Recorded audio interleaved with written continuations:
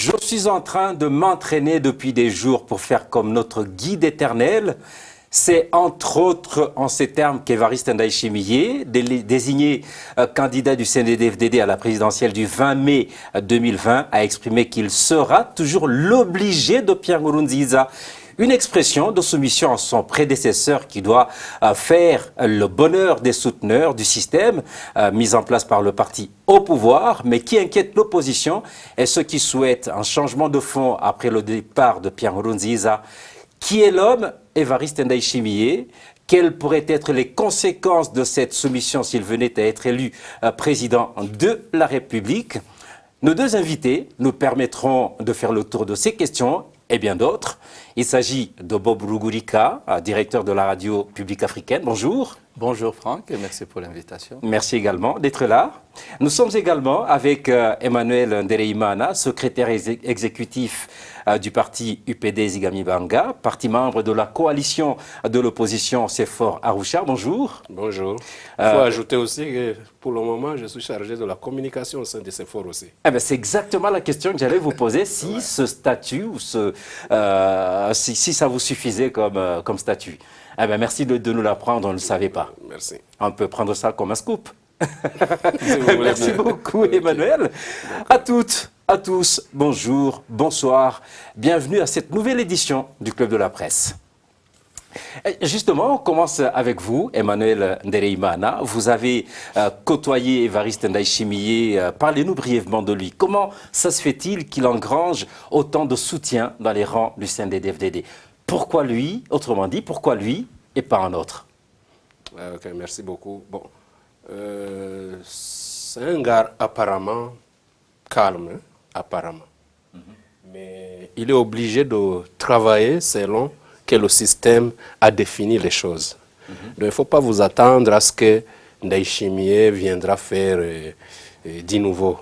Dernièrement, lui-même a dit qu'il fera du copier-coller par rapport à son patron. Vous comprenez qu'alors... Il a dit qu'il était en train d'apprendre à faire comme lui. Alors, vous comprenez alors ce que le patron a fait, Nkurunziza, jusqu'à aujourd'hui, le bilan est catastrophique. S'il fait alors le copier-coller de ce bilan... Si je vous comprends bien, quand vous dites que c'est quelqu'un qui est en train de marcher comme le dicte le parti, mais qui ne le sent pas, ça veut dire que c'est quelqu'un de bon ou quelqu'un de mauvais, lui, personnellement, humainement parlant? Non, quand vous êtes déjà au sein du système, il n'y a plus de ta personnalité, toi.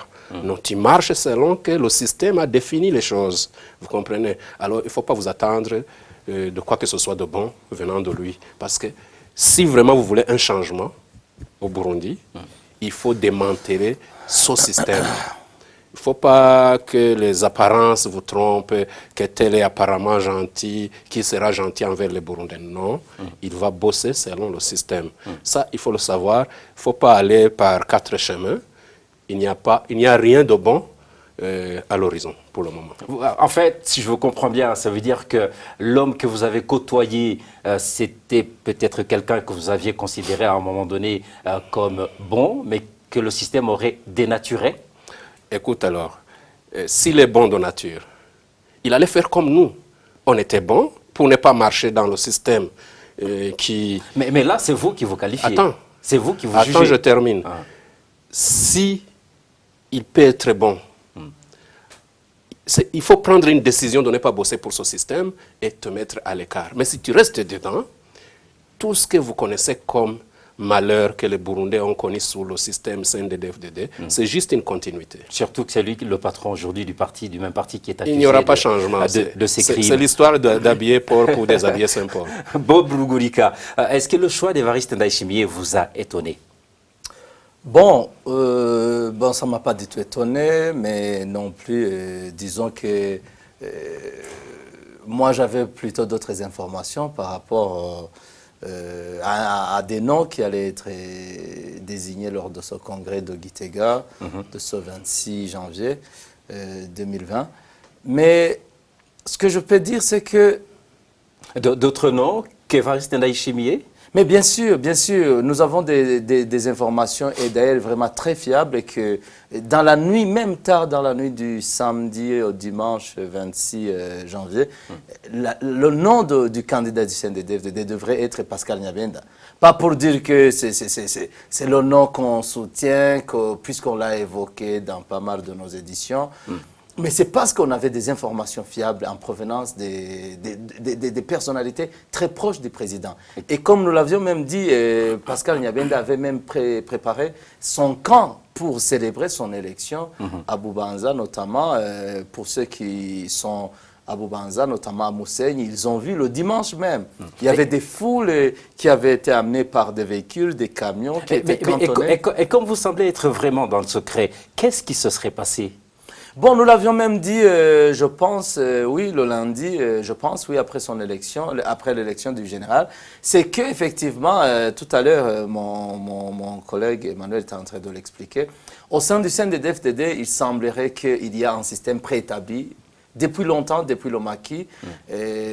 Alors, il semble qu'il y a quelques généraux, quelques poids lourds de l'appareil sécuritaire de l'État, notamment les généraux issus de l'ancienne rébellion CNDD-FDD, qui sont en fait en quelque sorte les détenteurs du pouvoir, notamment le chef d'état-major, l'ancien patron des services de renseignement, le général Étienne Nakarutimana, le chef d'état-major notamment, Prime.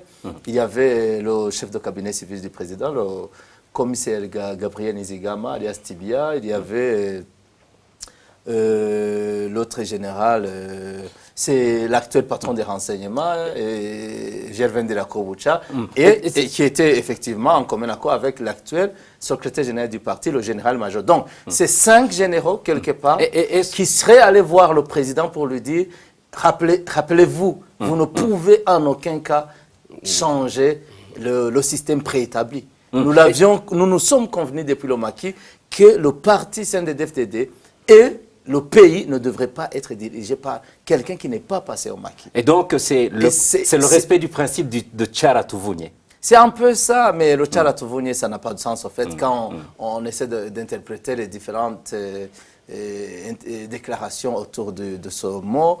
Bon, mais c'est quelque part la confirmation que le CNDD-FDD se confirme toujours en tant que parti-État, en tant qu'un parti où la force prime surtout.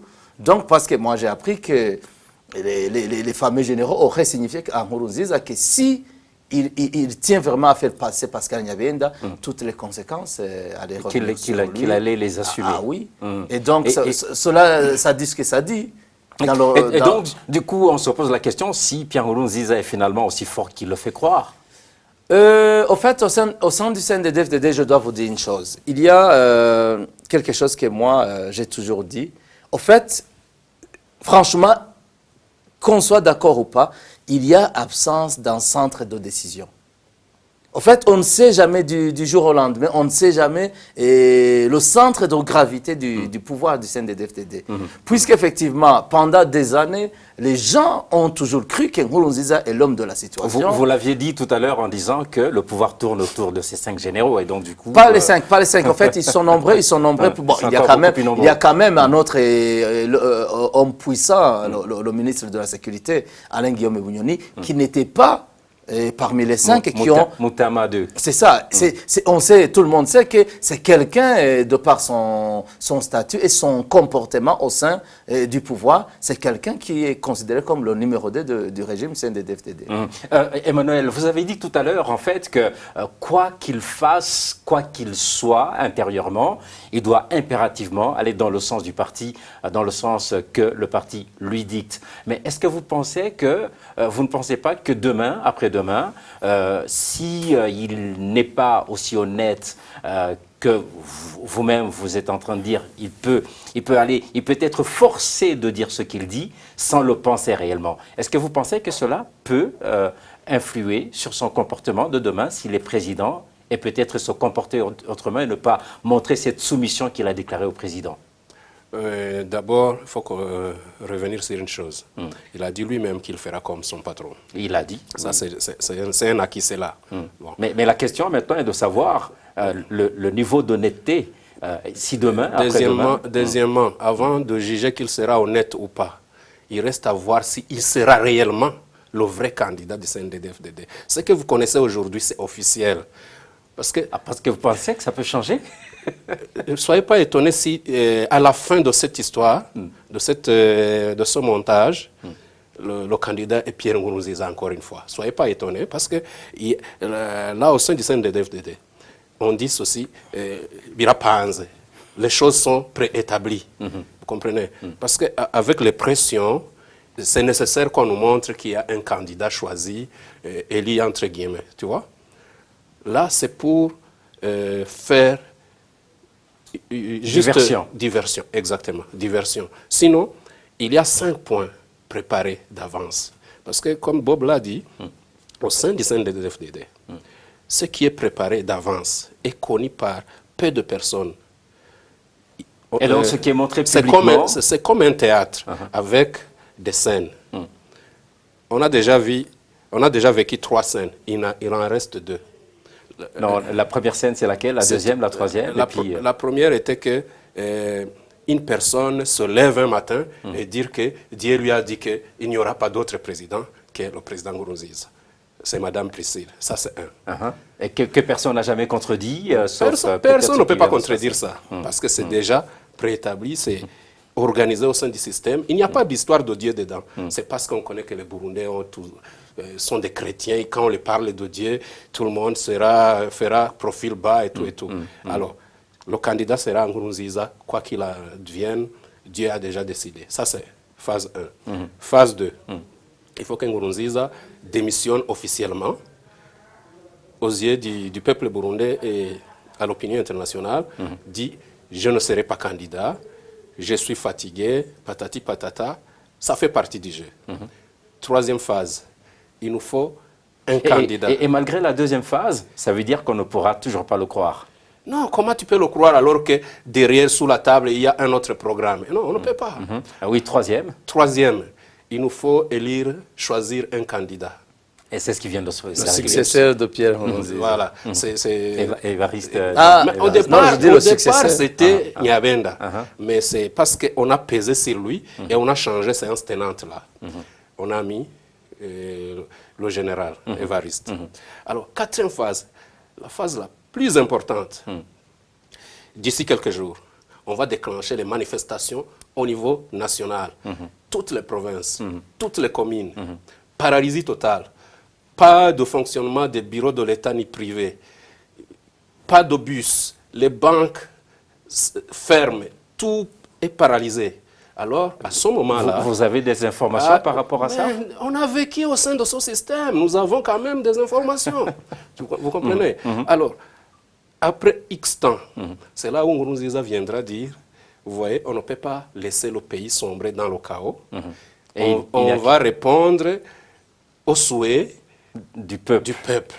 Le peuple veut tel, le peuple est souverain. Alors, je reviens et l'autre sera obligé de démissionner à sa candidature. Est-ce que ça, c'est phase 4. Oui. Est-ce que le fait que vous le disiez déjà ne peut pas le pousser à se comporter de cette manière-là? Je ne sais pas ce qu'ils vont faire, mais je te dis ce qui est établi. Vous comprenez? La suite, on va voir, on va gérer tous. On va assister tous ensemble. Alors, phase numéro 5, Nkurunziza va se faire élire et c'est la fin du théâtre, tout le monde rentre calme. Voilà. Ça, c'est comme ça, c'est préétabli. Vous acceptez ou vous n'acceptez pas. S'ils parviennent à changer, ou bien, là où il y a danger, c'est si aujourd'hui Évariste se dit, bien que c'est préétabli comme ça, moi-même, moi aussi, je peux être quand même, je peux devenir président quand même.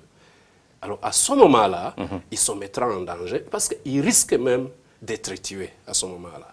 Qui ça? Évariste ou Nkurunziza? Évariste, oui. Parce qu'à ce moment-là, il serait en train de contrecarrer le plan. Ça veut dire que les généraux dont Bob a parlé sont derrière le plan dont vous êtes en train de parler? Les généraux, ou alors eux, ils ne sont pas dans le secret. Là où les cartes risquent de changer. Les généraux étaient pour le plan si c'était Nyabenda qui continue. Maintenant qu'il y a Évariste, il y a 1000 chances qu'Évariste soit protégé et rester maintenu comme candidat. Et à ce moment-là, Nkurunziza aura échoué. Mais on attend, on ne sait pas ce que l'avenir nous préserve pour le moment, l'avenir le plus proche, bien sûr. Revenons sur l'homme, Bob, Évariste Ndayishimiye.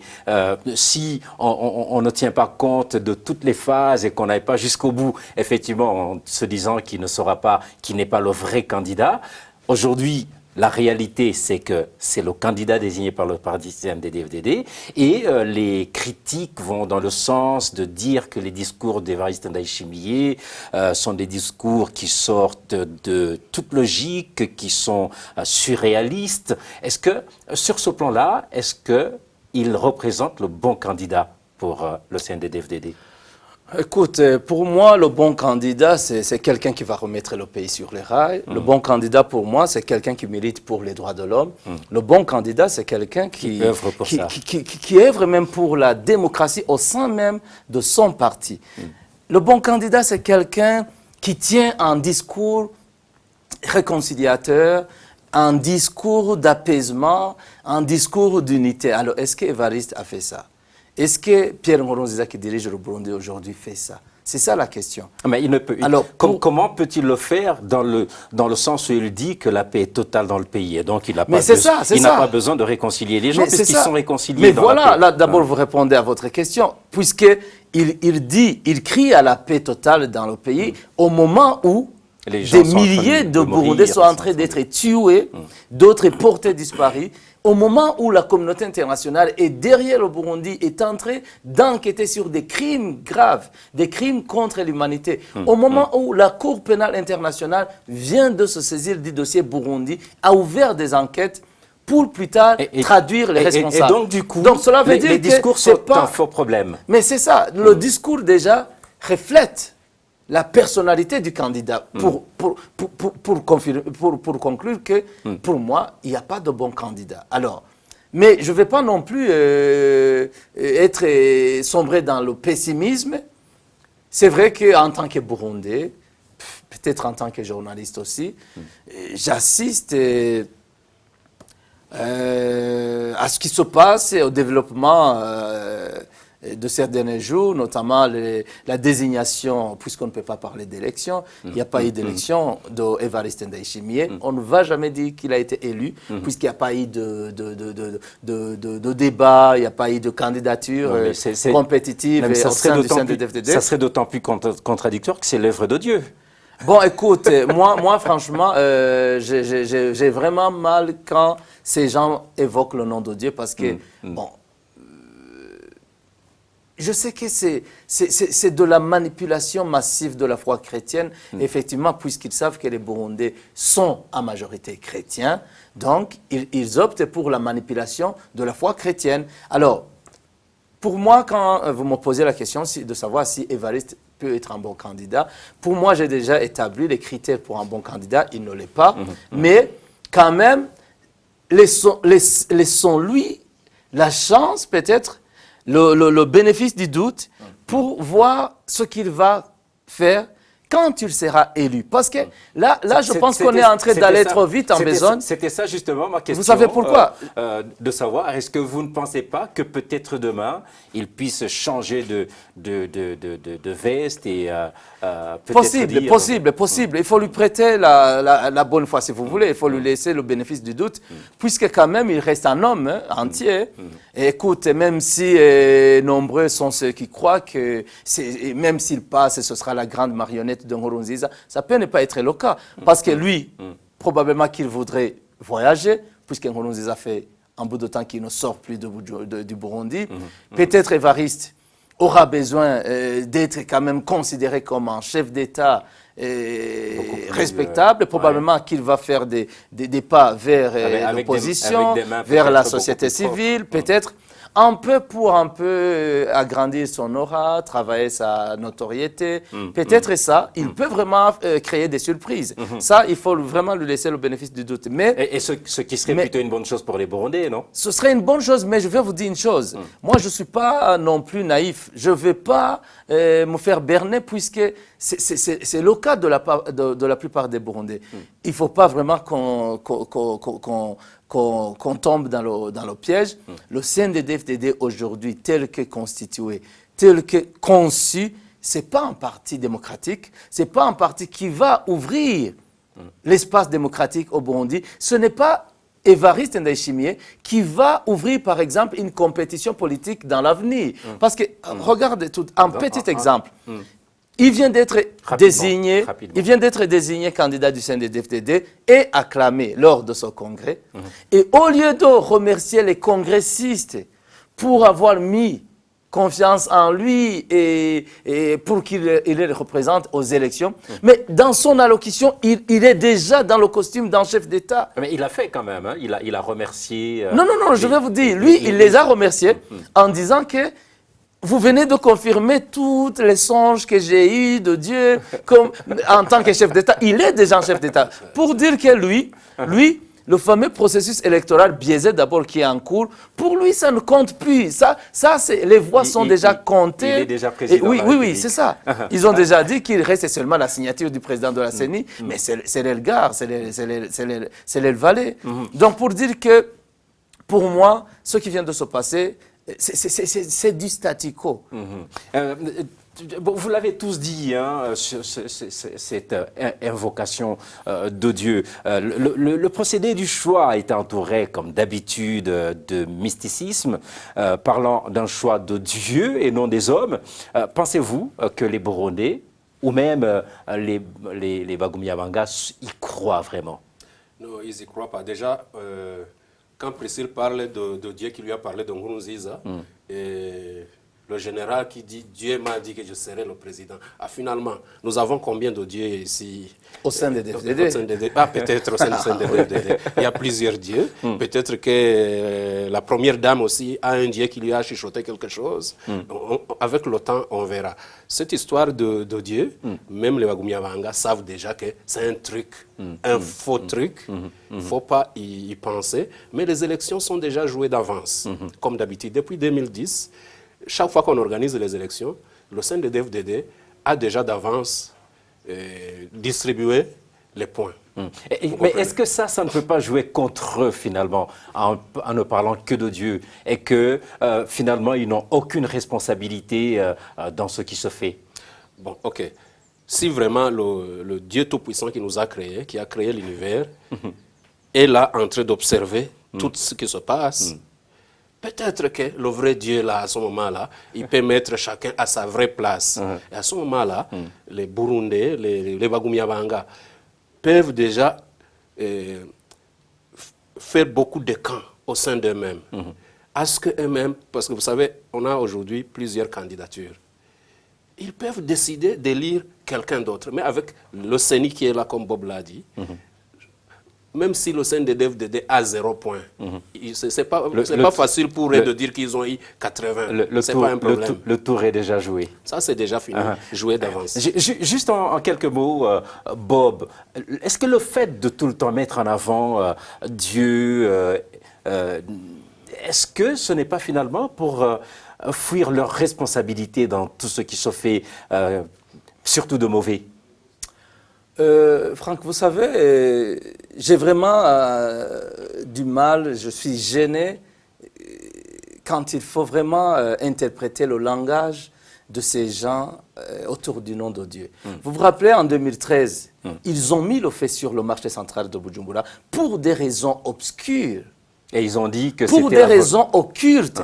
Et l'ancien ministre de l'Intérieur, qui est actuellement l'ombudsman, a crié devant les médias que c'était la volonté de Dieu, que le marché prenne feu et que peut-être il va y avoir un super grand marché moderne. C'est ça qu'il a dit. Alors, quand il y a les gens qui meurent, quand il y a les gens qui sont tués par les services de renseignement, mais Nkurunziza ne se gêne pas de dire devant les populations que ces gens ont rencontré le feu de Dieu.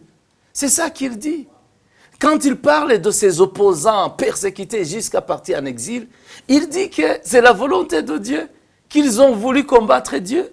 La fameuse prédicatrice du sein des DFDD, Persila Mouidogo, qui est comme une sorcière de Nkurunziza. Le baromètre un peu des tendances au sein du parti. Mais voilà, Ouais. elle, quand elle dit que, je vous jure, elle le dit ça publiquement, elle dit que tous ceux qui se sont attaqués à Nkurunziza, qui se sont attaqués contre son troisième mandat illégal anticonstitutionnel, se sont attaqués à Dieu et que ces gens vont subir les foudres de Dieu. Mais comment voulez-vous que nous, les gens qui croient en Dieu, viennent vraiment interpréter ces propos? C'est exactement ce que vous êtes en train de faire. Non, moi je crois en Dieu, mais je n'ai jamais dit, Dieu m'a dit, Dieu m'a donné, Dieu m'a dit de dire cela. Non, je dis, vous dites que vous ne pouvez pas interpréter, alors c'est exactement ce que vous êtes en train de faire. Non, non, je suis en train de montrer que c'est du n'importe quoi ce qu'ils disent. Parce qu'il n'y a pas Dieu qui va venir mettre le feu sur un marché où des milliers de familles et de Burundais ont sombré dans la pauvreté. Moi, je crois en ça. Je crois en cela. C'est ça ma foi en Dieu.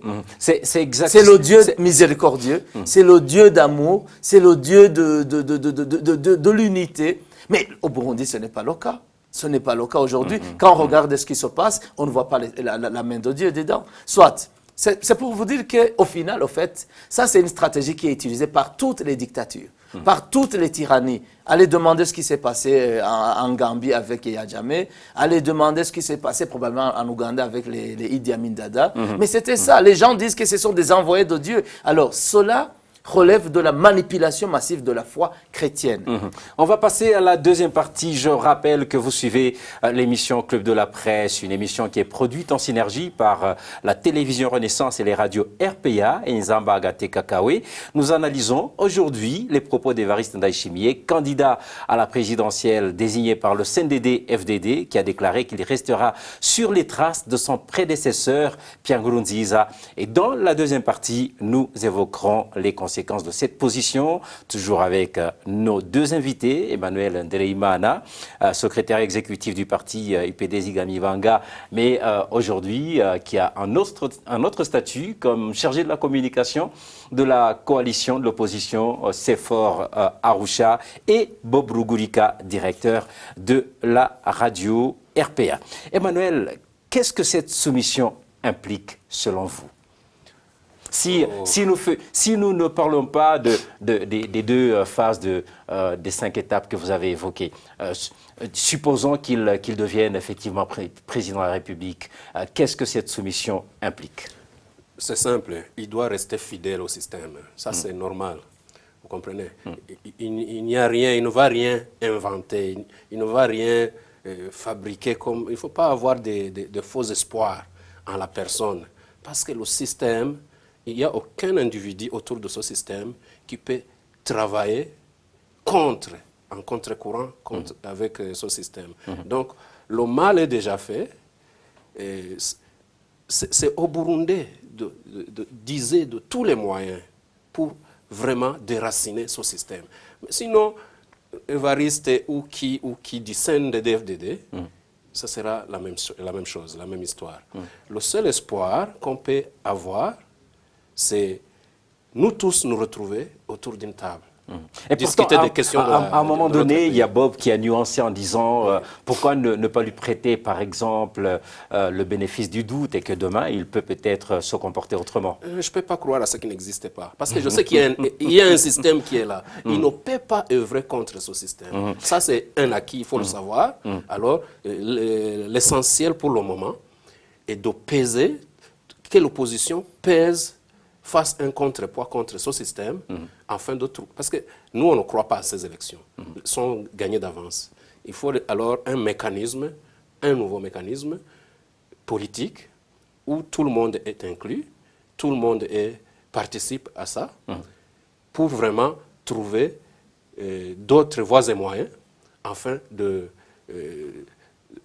faire revivre notre pays démocratiquement. Voilà. Bref, c'est ça. Bob, parmi les conditions du retrait de Pierre Nkurunziza, il y a le fait de ne pas être inquiété par la justice. Les crimes commis par le pouvoir CNDD-FDD ne risquent-ils pas donc de rester impunis?